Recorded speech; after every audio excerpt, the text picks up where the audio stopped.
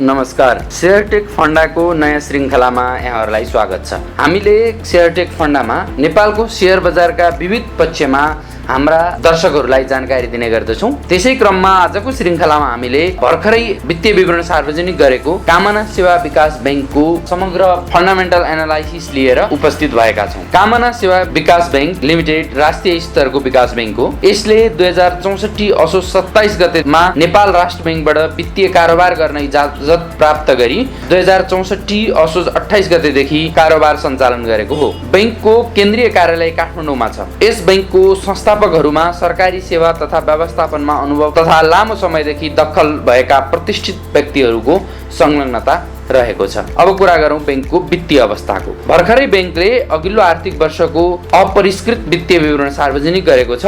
So वित्तीय विवरणलाई हेर्दा कम्पनीले अघिल्लो आर्थिक वर्षको तुलनामा राम्रो मुनाफा हासिल गरेको देखिन्छ। सो अपरिष्कृत वित्तीय विवरण अनुसार कम्पनीको प्रति शेयर आम्दानी 26 रुपैयाँ 40 पैसा रहेको छ। अघिल्लो आर्थिक वर्षको असार मसान्तसम्ममा बैंकको प्रति शेयर आम्दानी 2 रुपैयाँ 16 पैसा मात्र थियो। आर्थिक वर्ष 77-78 को अन्तिमसम्म आइपुग्दा बैंकले 70 करोड 2 लाख रुपैयाँ मुनाफा आर्जन गरेको छ। पहिलो त्रैमासमा बैंकले 40 करोड 55 लाख खुद मुनाफा आर्जन गरेको थियो। अहिले जुन बैंकले मुनाफा गरेको छ त्यो अघिल्लो आर्थिक वर्षको तुलनामा करिब 6 गुणाले बढी मुनाफा हासिल गरेको छ। कम्पेरिटिभली 2076-77 को खुद मुनाफाको तुलनामा 77-78 मा बैंकले चाहिँ 6 गुणा भन्दा बढीले आफ्नो मुनाफालाई वृद्धि गर्न सफल भएको देखिन्छ। आर्थिक वर्ष 76-77 मा 11 करोड 97 लाख मात्र खुद मुनाफा थियो भने बैंकको आर्थिक वर्ष 77-78 को अन्तिमसम्ममा आइपुग्दा त्यस्तो मुनाफा बढेर 70 करोड 2 लाख रुपैयाँ पुगेको देखिन्छ। 2078 असार मसान्तसम्ममा बैंकले 1 अर्ब 49 करोड रुपैयाँ ब्याज आम्दानी गरेको छ, जुन अघिल्लो आर्थिक वर्षको सोही अवधिको तुलनामा 29.92% ले बढी हो। त्यस्तै बैंकको सञ्चालन मुनाफा पनि अघिल्लो आर्थिक वर्षको तुलनामा 33.64% ले वृद्धि भई 1 अर्ब 83 करोड रुपैयाँ पुगेको देखिन्छ। आर्थिक वर्ष 76-77 को असार मसान्तसम्ममा 13 करोड 74 लाख रुपैयाँ ऋणात्मक रहेको बैंकको वितरण योग्य मुनाफा आर्थिक वर्ष 77-78 को अन्तिमसम्ममा आइपुग्दा त्यो वृद्धि भएर 43 करोड 45 लाख रुपैयाँ सकारात्मक पुगेको छ। अघिल्लो 76-77 मा बैंकको वितरण योग्य मुनाफा ऋणात्मक थियो भने 77-78 को आर्थिक वर्ष 77-78 सम्ममा आइपुग्दा बैंकको वितरण योग्य मुनाफामा पनि व्यापक वृद्धि भएको देखिन्छ। यो अवधिमा बैंकको प्रति शेयर नेटवर्थ भनेको 2077-78 को अन्तिमसम्ममा आइपुग्दा बैंकको प्रति शेयर नेटवर्थ 120 रुपैयाँ 48 पैसाबाट बढेर 148 रुपैयाँ 61 पैसा पुगेको छ। यो एक वर्षमा बैंकको नेटवर्थमा पनि वृद्धि भएको छ। 3 अर्ब अधिकृत पुँजी भएको बैंकको गत आर्थिक वर्षको अन्तिमसम्ममा चुक्ता पुँजी 2 अर्ब 65 करोड रुपैयाँ पुगेको छ। त्यस्तै बैंकको जगेडा कोषमा 1 अर्ब 28 करोड रुपैयाँ रहेको छ। समीक्षा अवधिमा बैंकले 38 अर्ब 82 करोड रुपैयाँ कर्जा लगानी गरेको छ। अब कुरा गरौँ शेयर बजारमा कामना विकास बैंक। हाल नेप्सेमा 2 करोड 65 लाख 19,640 किता शेयर सूचीकृत छ।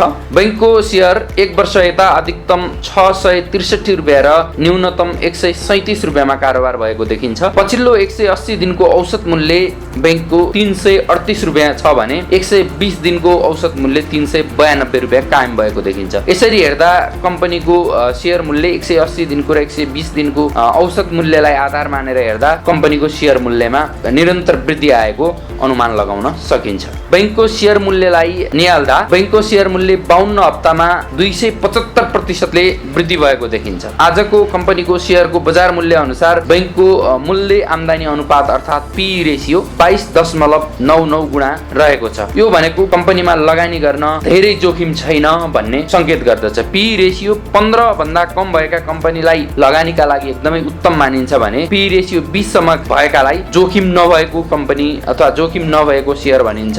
त्यसकारणले चाहिँ थोरै 22.99 गुणा मात्र रहेकोले यो कम्पनीमा गरिने लगानी धेरै जोखिमपूर्ण छैन भन्ने संकेत गर्दछ। अब कुरा गरौँ कम्पनीको लाभांशको इतिहास। कम्पनीको लाभांश इतिहास हेर्ने हो भने बैंकको लाभांशलाई मध्यम मान्न सकिन्छ। बैंकले आर्थिक वर्ष 76-77 को मुनाफाबाट शेयर धनीहरूलाई 4.4% बोनस शेयर र 0.23% नगद लाभांश वितरण गरेको थियो। त्यसअघि आर्थिक वर्ष 75-76 मा 6.50% नगद लाभांश मात्र वितरण गरेको थियो। बैंकले आर्थिक वर्ष 74-75 मा 1.50% बोनस शेयर, आर्थिक वर्ष 73-74 मा 5.50% बोनस शेयर, 72-73 मा 21.58% बोनस शेयर, 71-72 मा 22.60% बोनस शेयर, 70-71 मा 21% बोनस शेयर, 69-70 मा 15% बोनस शेयर र 68-69 र 67-68 मा बैंकले समान 15% नगद लाभांश आफ्ना लगानीकर्ताहरूलाई वितरण गरेको देखिन्छ। 9 वर्ष अघि यो बैंकको 100 किता शेयरमा लगानी गर्ने लगानीकर्ताहरूले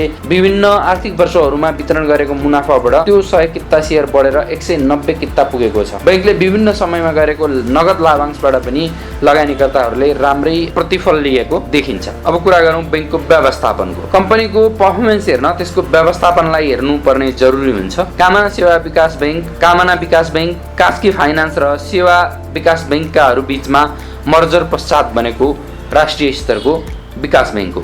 हाल बैंकमा 51% संस्थापक शेयर धनीहरूको र 49% सर्वसाधारण कर्मचारीहरू समेतको स्वामित्व छ। बैंकको सञ्चालक समितिमा 3 जना संस्थापक शेयर धनीहरूको तर्फबाट, 3 जना सर्वसाधारण लगानीकर्ताहरूको तर्फबाट र 1 जना व्यावसायिक विज्ञका रूपमा राष्ट्र बैंकले कायम गरेको व्यावसायिक विज्ञका रूपमा प्रतिनिधित्व हुने गर्दछ। हाल बैंकको सञ्चालक समितिको अध्यक्षमा सुधीर आचार्य रहेका छन्। आचार्य डी सोम नेटवर्क प्रणालीका कार्यकारी प्रमुख, Nepal Israel chamber of commerce and इन्डस्ट्रीका सञ्चालक सदस्य र मल्टी एनर्जी हाइड्रो प्रणालीका सञ्चालक समेत हुन्। बैंकको अन्य सञ्चालकहरूमा भीमप्रसाद तुलाचन, चतुराखर पराजुली, देवकृष्ण काफ्ले, विश्वेश्वर सुवेदी, बलराम बराल र स्वतन्त्र सञ्चालकमा सीता घिमिरे रहेकी छन्। हाल कामना सेवा विकास बैंकको व्यवस्थापकीय नेतृत्वमा अर्थात् सीईओमा प्रवीण बस्नेत रहेका छन्। सीए बस्नेतले एक्जिक्युटिभ एमबीए समेत गरेका छन्। एनआईसी एसिया बैंक लिमिटेडमा करिब 8 वर्षको कार्य अनुभव हासिल गरेका बस्नेतले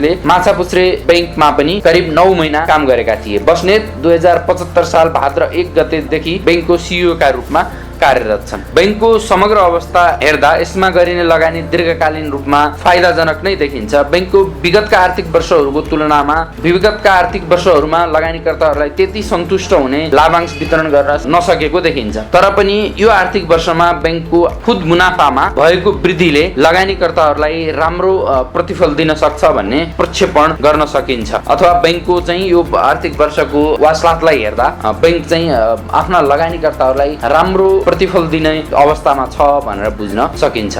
गत आर्थिक वर्षको अन्तिमसम्ममा बैंकको प्रति शेयर आम्दानी 26 रुपियाँ भन्दा बढी छ। आर्थिक वर्ष 76-77 को तुलनामा बैंकको मुनाफा करिब 6 गुणाले वृद्धि भएको देखिन्छ। यस हिसाबले यो बैंकमा लगानी गर्ने लगानीकर्ताहरूले विगत वर्षको तुलनामा यो वर्ष बढी प्रतिफल पाउने देखिन्छ। हामीले कम्पनीको समग्र अवस्था हेरेर विश्लेषण गर्ने हो। यो कम्पनीको शेयरमा लगानी गर्ने वा नगर्ने भन्ने विषय नितान्त रूपमा लगानीकर्ताहरूको स्वविवेकमा निर्भर रहन्छ।